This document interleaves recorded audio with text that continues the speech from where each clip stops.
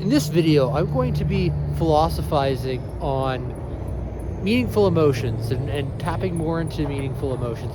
But especifíco, I'm going to be discussing how emotions actually have specific valences of hot and cold, quintamento, hotness to them that are associated more with what's friendly and warming, and which tends to be more positively valenced. And when we aquinça, that is, that we heat up, we typically tend to have more positive perceptions of how we feel. Though that's not always the case, of course, but I want you to think about the times that you tend to feel pretty good. There's going to be probably warm sensations throughout your body. Not hot per se, not too hot, because we don't like that.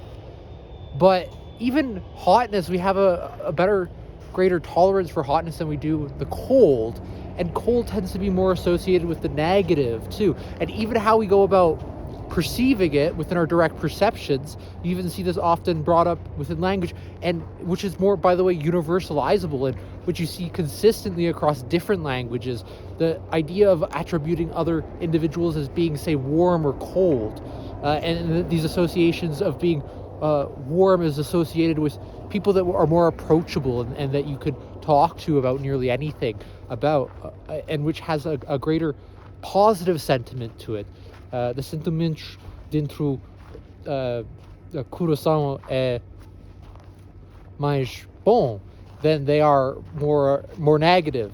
And the apasão pertaining to that meaningful information process that is within the palavras, the words that we use to be able to well-define certain specific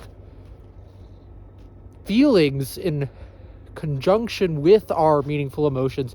So the phraseologies that we could muster up within our conscious perceptions of specific feeling states that are more dynamical, say, than the emotions, because they tend to be more bound to the body.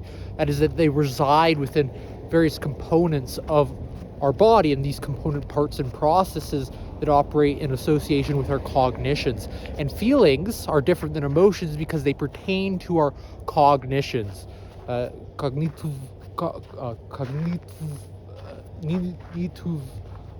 processos dentro mente e corpo conectivo.